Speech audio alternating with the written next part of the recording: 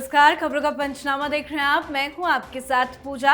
हम लेकर आए हैं देश और दुनिया की 5 बड़ी खबरें, जिस पे चर्चा के लिए मेरे साथ स्टूडियो में मौजूद हैं कैपिटल टीवी के editor in chief doctor Manish Kumar. Doctor साहब, बहुत बहुत स्वागत है आपका। धन्यवाद। सबसे पहले नजर हेडलाइंस पर। अयोध्या में राम मंदिर ट्रस्ट की बड़ी बैठक, चंपत राय और अनिल मिश्रा की छुट्टी। गोविंद देव गिरी बोले, करोड़ों राम भक्तों की आस्था को पहुंची ठेस। राम मंदिर ट्रस्ट की बैठक के बीच सीएम योगी आदित्यनाथ बोले, सनातन धर्म में बसती है भारत की आत्मा, राम का मतलब राष्ट्र। तो वहीं अखिलेश बोले, दिल्ली लखनऊ की लड़ाई में दब गई जांच।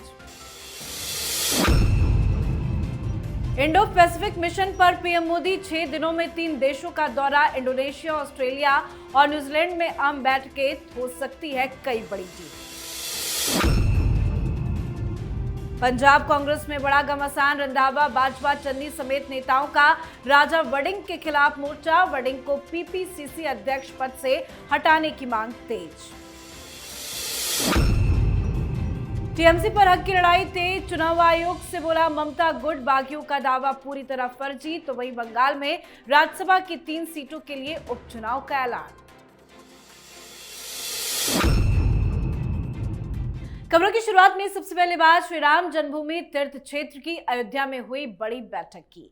आज हुई राम मंदिर ट्रस्ट की बैठक में महासचिव चंपत राय और ट्रस्टी अनिल मिश्रा का इस्तीफा मंजूर कर लिया गया। ट्रस्ट की अहम बैठक में इन दोनों पदाधिकारियों के इस्तीफे पर फैसला लिया गया। चढ़ावा चोरी का मामला सामने आने के बाद से चंपत राय और अनिल मिश्रा की भूमिका पर सवाल खड़े हो रहे थे। एसआईटी जांच शुरू होने के बाद दोनों ने इस्तीफा दे दिया था, जिसे आज स्वीकार कर लिया गया। तो वहीं आज हुई ट्रस्ट की बैठक में चर्चा हुई कि चढ़ावा चोरी की वजह से देश भर में बदनामी हो रही है, जिस टूटे भरोसे को वापस लाना होगा। बैठक में चंपत राय और अनिल मिश्रा शामिल नहीं थे और उन्हें दूर ही रखा गया। वहीं इस मीटिंग में शामिल अध्यक्ष महंत नृत्य गोपाल दास और कोषाध्यक्ष गोविंद देव गिरी समेत ज्यादातर लोग भावुक नजर आए। कई लोगों ने कहा कि चढ़ावा चोरी के मामले ने कलंक लगा दिया। संत समाज से जुड़े सदस्यों ने कहा कि ये बहुत बड़ा पाप हुआ है और भक्तों के बीच राम मंदिर ट्रस्ट का भरोसा कायम करना होगा। महंत दिनेंद्र दास ने कहा कि हम लोगों ने राम मंदिर के लिए अपना पूरा जीवन दे दिया है। सर, आज की बैठक तो बहुत इंपॉर्टेंट थी, क्या कुछ हुआ मीटिंग में? देखिए, सबसे अच्छी बात इस मीटिंग की ये रही कि लोगों ने दूध का दूध, पानी का पानी कर दिया। कोई विवाद नहीं हुआ, कोई डिबेट नहीं हुआ, कोई किसी को बचाने के लिए वहां पे कोई ज्ञान नहीं दे रहे थे, कोई कुतर्क नहीं कर रहे थे। सर्वसम्मति से इस्तीफा दिया गया, सर्वसम्मति से फैसला लिया गया और सर्वसम्मति से यह स्वीकार किया गया कि चोरी हुई है। लोगों की आस्था, लोगों का विश्वास टूटा है। लोग पनिशमेंट मिलते देखना चाहते हैं। और सबसे बड़ी चीज इस बैठक में कि जो कुकृत्य हुआ है, जो चोरी के मसले को तमाम साधु संतों ने इसे महापाप बताया। तो पब्लिक ट्रस्ट को कैसे वापस लाना है, ये आज की मीटिंग का सबसे बड़ा एजेंडा था और इसलिए उसी अनुसार फैसले लिए गए। चंपत राय को बाहर निकाला गया, अयोध्या में इनकी एंट्री बैन, अनिल मिश्रा की एंट्री बैन, उसको भी बाहर निकाला गया और इसकी शुरुआत ही अच्छी तरीके से हुई। मीटिंग में ही इनको बाहर कर दिया गया। You are not required. अब हम लोग बातचीत करेंगे भाई क्या हुआ है, और एक एक चीज एसआईटी की रिपोर्ट के ऊपर भी चर्चा हुई और जिसमें एक स्वर में यह कहा गया कि ये सारी चीजें चंपत राय, अनिल मिश्रा और तमाम लोग जो यहाँ के कार्यभार को देख रहे थे, उन सबको इसके बारे में मालूम था और ये लोग अपनी दायित्व को पूरा करने में विफल रहे और इसलिए इनके खिलाफ ये एक्शन हुआ है। तो जब आप बीमारी को पहचान लेते हैं, स्वीकार कर लेते हैं, गलतियों को आप मान लेते हैं, स्वीकार कर लेते हैं, तब आप सही इलाज करते हैं। तो गलती स्वीकार भी किया गया और इलाज के लिए एसआईटी की जांच और सरकार में भरोसा दिखाया गया और जो कुछ भी ये लोग कर सकते थे कि इनको ट्रस्ट से बाहर करने का, वो फैसला लिया गया। बहुत ही ऐतिहासिक और सही तरीके से डिसीजन आज लिया गया है। जी, तो आज की बैठक काफी ज्यादा महत्वपूर्ण रही, तो वहीं इस मसले पर राजनीति भी चरम पर जारी है। अखिलेश यादव ने आज बीजेपी पर परोक्ष रूप से तीखा हमला बोला है। उन्होंने आरोप लगाया कि राम मंदिर के दान चोरी मामले की जांच को सीबीआई जैसी केंद्रीय एजेंसियों के बजाय एक विशेष जांच दल यानी कि एसआईटी को सौंप दिया गया, क्योंकि पार्टी के भीतर आंतरिक सत्ता संघर्ष चल रहा है। अखिलेश यादव ने बीजेपी का नाम लिए बिना संकेत दिया कि उसके पास सत्ता के 2 केंद्र है, एक लखनऊ में और दूसरा दिल्ली में। उन्होंने आरोप लगाया कि जांच को संभालने का तरीका इसी आंतरिक प्रतिद्वंद्विता से प्रभावित था। तो वहीं बाकी भी विपक्षी दल राजनीति करने में जुटे हुए हैं। साथ ही आज योगी आदित्यनाथ ने प्रयागराज में एक कार्यक्रम के दौरान सनातन धर्म और भगवान श्री राम के महत्व पर बड़ा बयान दिया।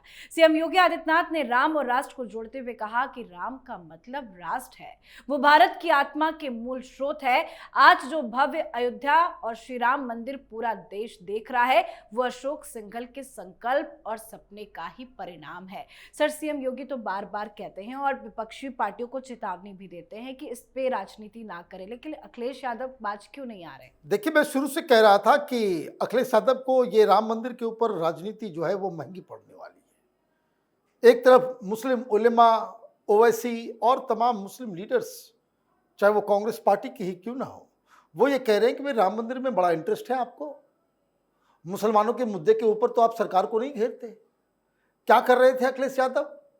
चंपत राय इस्तीफा दो, अनिल मिश्रा इस्तीफा दो, ये ट्रस्ट जो है वहां पे गड़बड़ी हुई है, चोरी हुई है, पनिशमेंट मिलना चाहिए। हो गया, चंपत राय का इस्तीफा हो गया, आपकी राजनीति खत्म। और इसलिए आप मंकी पॉलिटिक्स आपने शुरू कर दिया। मंकी पॉलिटिक्स का मतलब ये कि एक डाल से कूद के दूसरे डाल पे छिड़कने का। भाई आज आपके पास कहने के लिए कुछ नहीं है। आप अभी तक जो मांग कर रहे थे, आपने 5 आरोप लगाए थे कि काकभूषुंडी गायब है, तो सोने का जो रामायण था वो गायब है, तो कोई सिंधी समाज की तरफ से 40 केजी सोना दिया गया था वो गायब है। सबकी तस्वीर आ गई।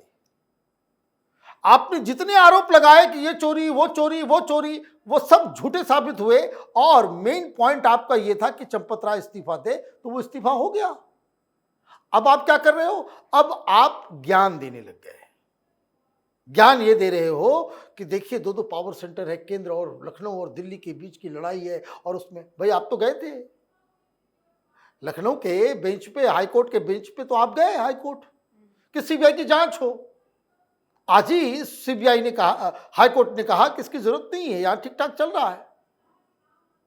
सीबीआई की जांच करवानी है, सुप्रीम कोर्ट के जज के निगरानी में जांच करवानी, सुप्रीम कोर्ट जाइए ना भाई। भाई कोई आपको रोक थोड़ी रहा है, लेकिन औंधे मुंह आप गिर गए। जिस तरीके से आप हिंदुओं को बदनाम करके, हिंदुओं की आस्था का मजाक उड़ा करके, राम मंदिर को बदनाम करके, अयोध्या के ऊपर कटाक्ष करके आप जो राजनीतिक जमीन तैयार कर रहे थे, चंपत राय के इस्तीफे के बाद ये सब समाप्त हो गया। जी, अब बात पीएम मोदी की। प्रधानमंत्री नरेंद्र मोदी आज से 11 जुलाई तक इंडोनेशिया, ऑस्ट्रेलिया और न्यूजीलैंड के 6 दिवसीय दौरे पर रहेंगे। इस दौरान वो तीनों देशों के शीर्ष नेतृत्व के साथ द्विपक्षीय वार्ता करेंगे। व्यापार, रक्षा, समुद्री सुरक्षा, तकनीक और रणनीतिक साझेदारी जैसे अहम मुद्दे पर चर्चा करेंगे। ये दौरा भारत की एक्ट ईस्ट नीति और इंडो पैसिफिक क्षेत्र में सहयोग को और मजबूत करने की दिशा में महत्वपूर्ण माना जा रहा है। दौरे का पहला चरण इंडोनेशिया है, जहां प्रधानमंत्री मोदी राष्ट्रपति से मुलाकात करेंगे। 8 से 10 जुलाई के बीच प्रधानमंत्री मोदी ऑस्ट्रेलिया के मेलबर्न पहुंचेंगे, जहां वो प्रधानमंत्री एंथनी अल्बनीज के साथ वार्षिक भारत ऑस्ट्रेलिया शिखर सम्मेलन में हिस्सा लेंगे। प्रधानमंत्री भारत ऑस्ट्रेलिया सीईओ फोरम को भी संबोधित करेंगे और भारतीय समुदाय से मुलाकात करेंगे। दौरे के अंतिम चरण में प्रधानमंत्री मोदी 10 और 11 जुलाई को न्यूजीलैंड में जाएंगे। ये लगभग 40 वर्षों में किसी भारतीय प्रधानमंत्री की पहली आधिकारिक यात्रा होगी। यहाँ वो प्रधानमंत्री क्रिस्टोफर लक्सन के साथ द्विपक्षीय संबंधों, व्यापार, रक्षा सहयोग और निवेश को लेकर चर्चा करेंगे। इसके अलावा वो उद्योग जगत, खेल जगत की हस्तियों और भारतीय समुदाय से भी संवाद करेंगे। सर, आज से पीएम मोदी का ये दौरा शुरू हो चुका है, लेकिन इंडोनेशिया पहुंचे हैं, जबरदस्त वेलकम हुआ है। कितना इंपॉर्टेंट है ये देश? देखिए क्या एंट्री हुई है जी। जैसे ही इंडोनेशिया के स्काई में प्रधानमंत्री का विमान गया, इंडोनेशिया के 2 फाइटर प्लेन जो है वो इसको स्कॉट करके लेकर के आए और जब लैंड हुआ तो राष्ट्रपति महोदय खुद रिसीव करने के लिए एयरपोर्ट पर पहुंचे। क्यों जरूरी है इंडोनेशिया? अभी ऑस्ट्रेलिया, न्यूजीलैंड जब वो जाएंगे उसके ऊपर हम लोग बातचीत करेंगे। इंडोनेशिया इसलिए जरूरी है कि जो ग्रेटर निकोबार आइलैंड के ऊपर हम लोग जो करना चाह रहे हैं, वहां पे एक जो हब बनाने की कोशिश कर रहे हैं, एक हांगकांग, एक सिंगापुर बनाने की जो तैयारी प्रधानमंत्री मोदी की है, उसमें इंडोनेशिया का बहुत ज्यादा सहयोग की आवश्यकता है। हमने देखा किस तरह स्ट्रेट ऑफ हॉर्मुज की वजह से पूरी दुनिया की इकॉनमी हिल गई। वैसे आज मैं आपको बता दूं, आज 20 हिंदुस्तानी जहाज हॉर्मुज क्रॉस करके हिंदुस्तान आ रहा है। फर्टिलाइजर हो कि गैस हो, सारी समस्याएं वो खत्म हो रही है। लेकिन प्रॉब्लम तो हुआ, इंडोनेशिया के पास ऐसा ही एक सी रूट है जो स्टेट ऑफ मलाका कहलाता है, और उसमें भारत से उसकी जो डिस्टेंस है वो कुछ ही किलोमीटर है। ग्रेटर निकोबार के पास वो इंडोनेशिया, वो मैप में आपको लगता है बहुत दूर है, अदरवाइज वो हमारा एक पड़ोसी मुल्क है। और इन सारी चीजों को इसलिए समुद्री सुरक्षा एजेंडा पे सबसे पहला है। तो एक तो वो, और दूसरा एक खुशखबरी है, इंडोनेशिया ने ब्रह्मोस का ऑर्डर दिया है। ब्रह्मोस हम एक्सपोर्ट करेंगे, बना ही नहीं रहे, हम एक्सपोर्ट भी कर रहे हैं। तो ये जो डिफेंस डील, भारत कहीं जाता है तो हम सामान खरीदते हैं। प्रधानमंत्री मोदी ने 2014 के बाद मेक इन इंडिया को ऐसा प्रारूप दिया है कि अब हम किसी देश में जा रहे हैं तो दुनिया का सबसे खतरनाक मिसाइल ब्रह्मोस वो हम डिलीवर करने वाले हैं इंडोनेशिया को। जी, चलिए बढ़ते हैं आगे। बात कांग्रेस पार्टी की। पंजाब कांग्रेस में जारी अंदरूनी खींचतान थमने का नाम ही नहीं ले रहा है। मोहाली में हुई एक बैठक में कई वरिष्ठ नेताओं ने एकजुट होकर वडिंग के नेतृत्व पर असंतोष जताया है और उनका खुलकर विरोध भी किया है। साथ ही सुखजिंदर सिंह रंधावा भी चरणजीत सिंह चन्नी के समर्थन में खुलकर सामने आ गए हैं। रंधावा ने सोशल मीडिया पर चन्नी और उनके समर्थक नेताओं के साथ एक तस्वीर साझा की है जिस पर यूनिटी इज स्ट्रेंथ लिखा हुआ है। ये तस्वीरें पंजाब कांग्रेस के आधिकारिक एक्स हैंडल पर भी शेयर की गई है। हालांकि इस तस्वीर में से अमरिंदर सिंह राजा वडिंग गायब है। इससे साफ है कि वो अलग थलग पड़ गए हैं। साथ ही एक बड़ी अपडेट ये है कि चरणजीत सिंह चन्नी के नेतृत्व वाला गुट प्रभारी भूपेश बघेल के साथ होने वाली बैठक में शामिल नहीं हुआ। बताया यह भी जा रहा है कि नेताओं का एक वर्ग हाईकमान को यह संदेश देना चाहता है कि वो पीपीसीसी अध्यक्ष के रूप में राजा वडिंग को स्वीकार करने के पक्ष में नहीं है और नेतृत्व में बदलाव चाहते हैं। सर, क्या हाईकमान वडिंग के खिलाफ कोई एक्शन ले सकता है क्या? देखिए, दो चीजें हुई है जो इंपॉर्टेंट है। एक, रंधावा साहब is a very seasoned politician. वो अलग से अमित शाह से मिले थे। उस वक्त वो चिन्नी के गैंग में नहीं थे। अब रंधावा साहब राजस्थान कांग्रेस के भी इंचार्ज हैं, प्रभारी हैं राजस्थान के। तो ये कांग्रेस में कोई छोटे मोटे लीडर नहीं है। वो नाराज चल रहे हैं और हद ये हो गई कि वो आज चन्नी के साथ आ गए। इसलिए लिखा गया यूनिटी इन स्ट्रेंथ, है ना। तो ये जो अचानक से पंजाब के अंदर दिख रहा है, ये तो कुछ और रास्ता दिखा रहा है।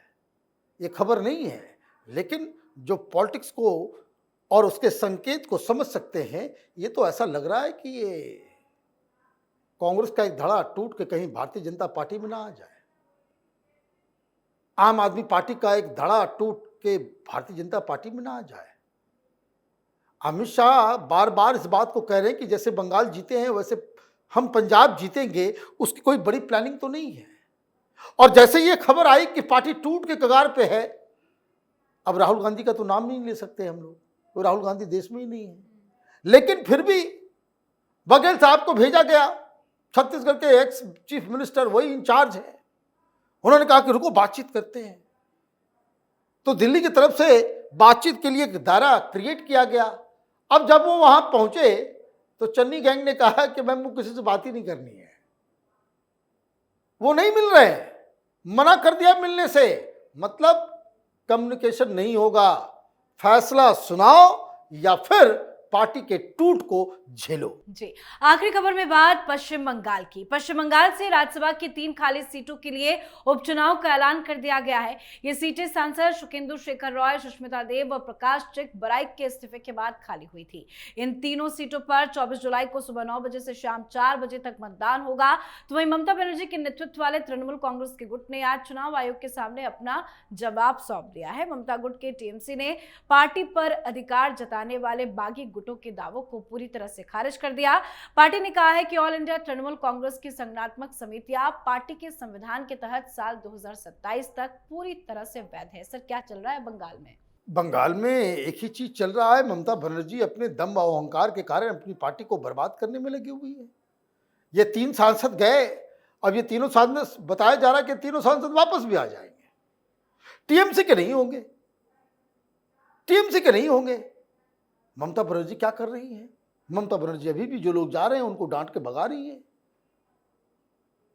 अब आपके पास तो इतनी स्ट्रेंथ भी नहीं है कि आप अपने उम्मीदवार भी खड़ा कर सको।